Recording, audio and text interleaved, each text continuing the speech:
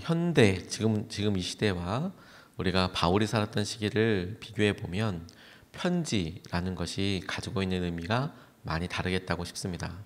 당시만 해도 여행이 쉽지 않았기 때문에 특별히 멀리 떨어져 있는 유럽의 한 지방에서 또 다른 지방으로 이동하는 것이 안전이나 경비나 소요되는 시간을 생각해 보면 정말 만만치가 않았을 것이라 쉽게 생각할 수 있습니다. 길이 많이 발달했던 로마 시대라고 하더라도 로마가 어디에 정복을 하고 그리고 거기에 자기의 속국 혹은 속주를 만들고 나서 길부터 닦았는데 그 길을 닦았다고 하더라도 그것을 도보로 혹은 말을 이용해서 가야만 하는 사람들에게는 정말 만만치 않은 일이 되었죠. 본인이 갈 수 없기 때문에 대신 편지를 보내고 인편을 통해서 자기의 생각을 보내는 일들이 지금보다는 자신이 가고 싶은 마음이 간절하지만 갈 수 없는 형편 때문에 이렇게 편지를 보낸다라는 점이 훨씬 더 많이 부각될 것 같습니다. 지금은 편지를 보낸다는 것이 어떤 중요도의 느낌이 조금 있달까요? 직접 가곤 싶지만 직접 가지 않고 일단 편지를 보내는 일이 혹은 이메일 같은 것이 있어서 즉각 편지나 메시지를 이렇게 전할 수가 있는데 당시만 해도 꼭 가고 싶지만 그것 자체가 불가능하기 때문에 본인이 보낸다. 아주 절박한 사정이어서 꼭 해야 될 말이 있어서 인편을 통해서나 또 사람을 인편이나 편지를 통해서 보내는 일.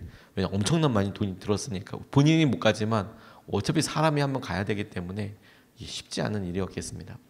그래서 그가 그렇게 간절히 이야기하고 있는 내용이 뭐냐면 고린도 교회에 있는 어려움, 고린도 교회에서 생기는 여러 불화들에 대해서 그의 마음을 전하고 그의 생각을 계속 이야기하는 것이지요. 또 사람들이 자기에 대해서 이야기하는 것에 대해서도 안타깝게 계속 자기의 속마음을 이야기하고 있습니다.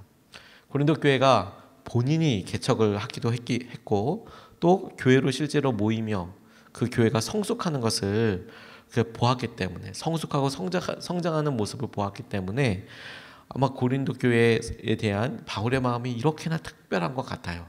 잘 됐으면 좋겠다. 혹은 복음 가운데 섰으면 좋겠다. 자, 이러면서 다시 세 번째 방문에 대해서 계획을 나누면서 다시 한번 자기 마음을 이야기합니다. 두 가지에 좀 주목해 보게 되었는데요. 주님의 말씀에 대해서 먼저 같이 주목해 보게 되었습니다. 주님의 말씀에 능력이 있다. 그가 이렇게 말하는 이유는 사람들이 바울에 대해서 어떤 의심을 갖고 있었기 때문이에요. 그 의심이 뭐냐? 바울의 마음속에 말씀하시는 그분이 주님이 맞냐? 주님이 그의 심중에서 이야기하고 계시는 것이냐? 이제 이런 이야기를 의심을 하고 있습니다.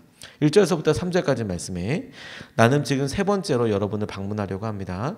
모든 소송 사건은 두세 증인의 말을 근거로 하여 결정지어야 합니다. 내가 두 번째로 여러분을 방문하였을 때에 전에 범죄한 사람들과 또 그 밖에 모든 사람에게 이미 말한 바와 같이 지금 떨어져 있으면서도 다시 말하여 둡니다. 내가 이번에 다시 가면 그러한 사람들을 그냥 두지 않겠습니다. 여러분은 그리스도께서 내 안에서 말씀하고 계시다는 증거를 구하고 있으니 말입니다. 그리스도는 여러분에게 약하신 분이 아닙니다. 그는 여러분 가운데서 능력을 떨치시는 분입니다. 라고 그가 이야기합니다. 거짓 교사들과 그들의 말에 영향을 받은 사람들에게 경고하고 있는 내용입니다.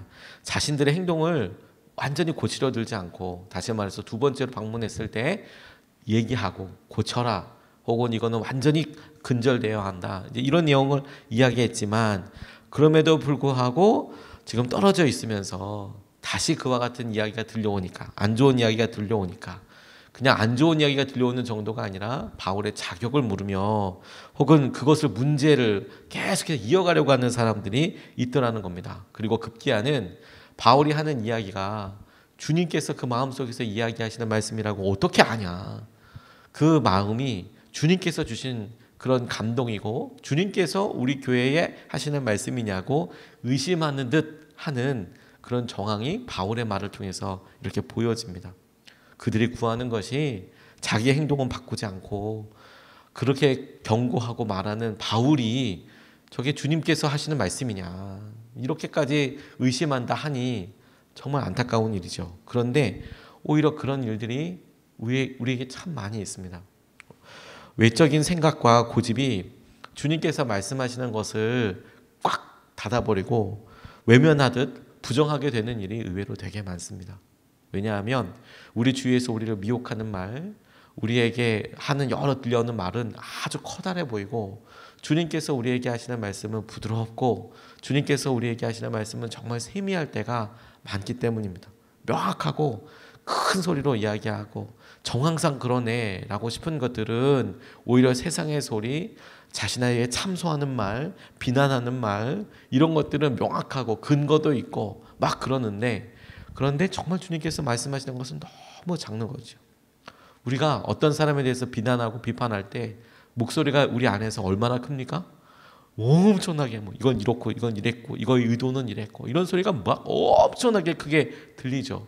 그런데 그 가운데 이러면 안 된다, 선을 넘지 말아라, 혹은 주님의 약속이 있다, 그도 힘들다, 이런 종류, 주님께서 말씀하시는 그런 내용들은 정말 작은 것이죠. 그러니까 큰 우리의 자아의 소리 혹은 큰 참소하는 소리는 엄청 큰데 거기에 주님께서 주시는 말씀은 너무 작아 보이죠.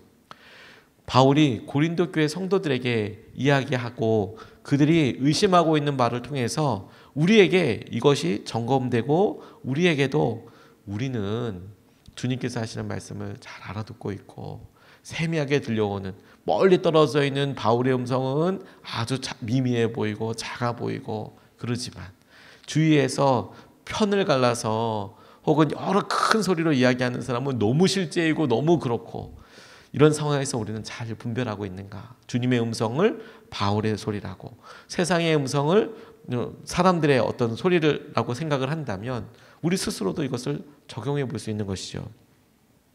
이 세미한 소리는 엘리야에게서 하나님께서 하신 세미한 소리로 다시 한번 생각해 볼 수 있는데, 침묵이라고 이야기하기에는 소리이고 또 소리라고 이야기하기에는 침묵이죠. 그냥 명확하게 분절음으로 얘기하면 좋지만 정말 세미하게 작게 들렸다는 거예요.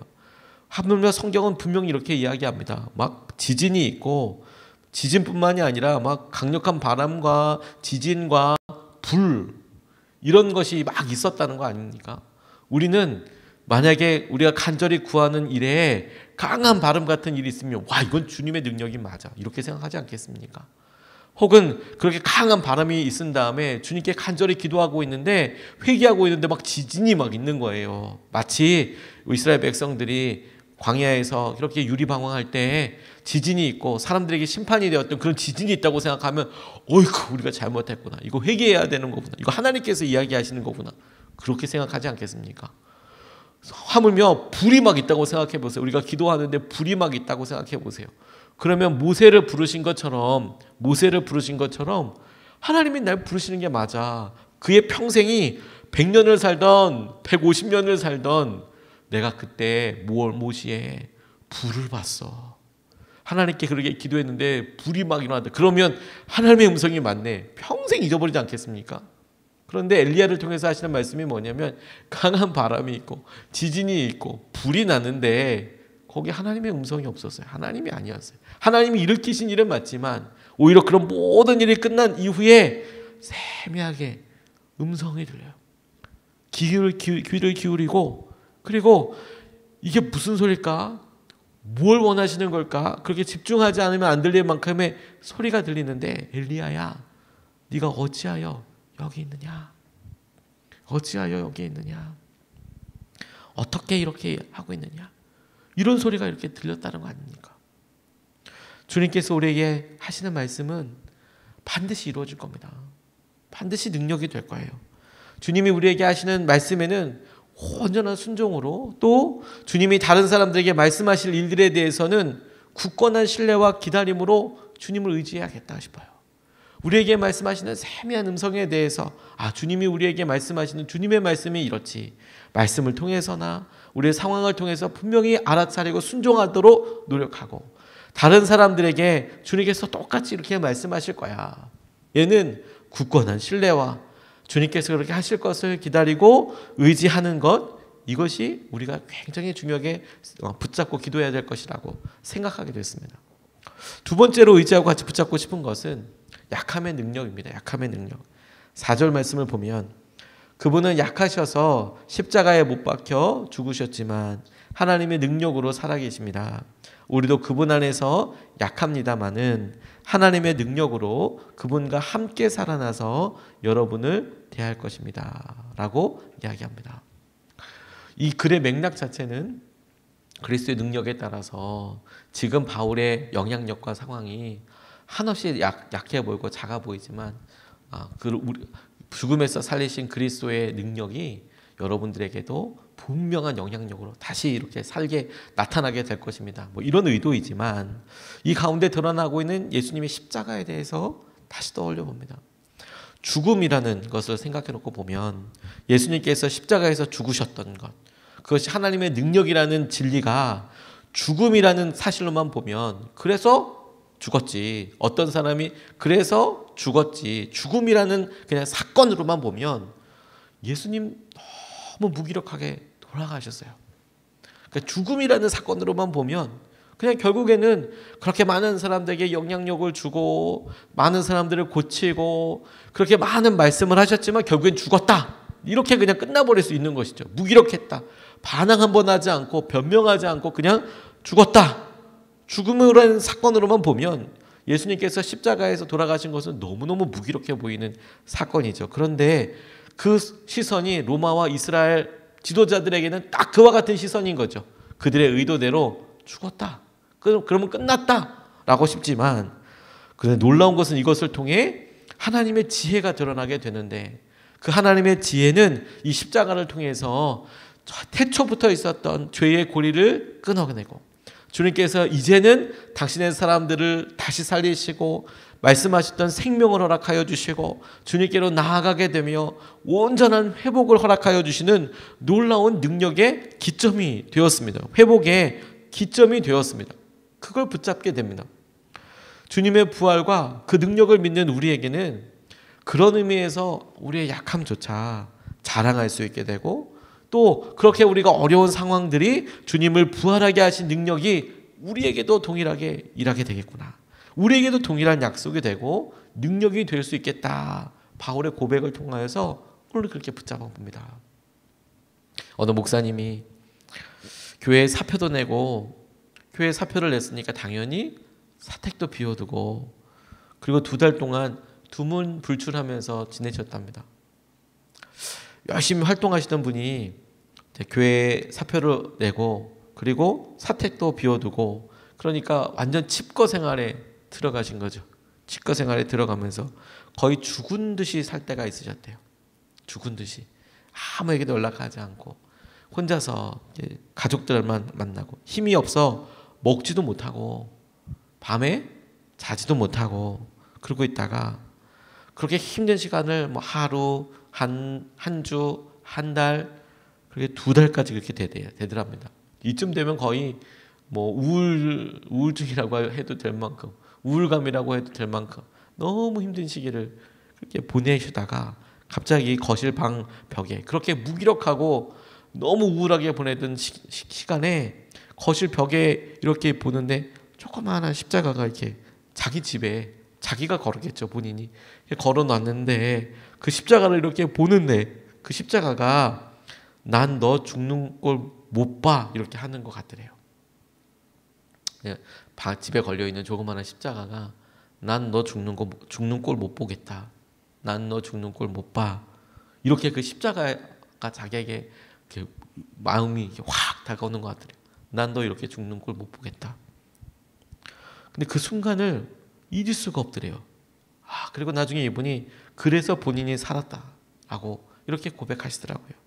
내가 무슨 수를 쓰더라도 너 살리고 말 거야, 그렇게 말씀하시는 것 같더래요. 앉아서 너무 힘들게 그냥 어제도 봤고 일주일 전에도 봤고 그 전에도 봤을 십자가인데 거실에 앉아서 가만 보다가 난 너 이대로 죽는 꼴 못 본다, 내가 무슨 수를 쓰더라도 너 살리고야 말 거다, 십자가에서 그렇게 자기에게 말씀하시는 것 같더래요. 내가 이제까지 이것 때문에 죽고 망할 사람이었다면 우리 예수님이 날 위해서 십자가도 지지 않으셨을 거다.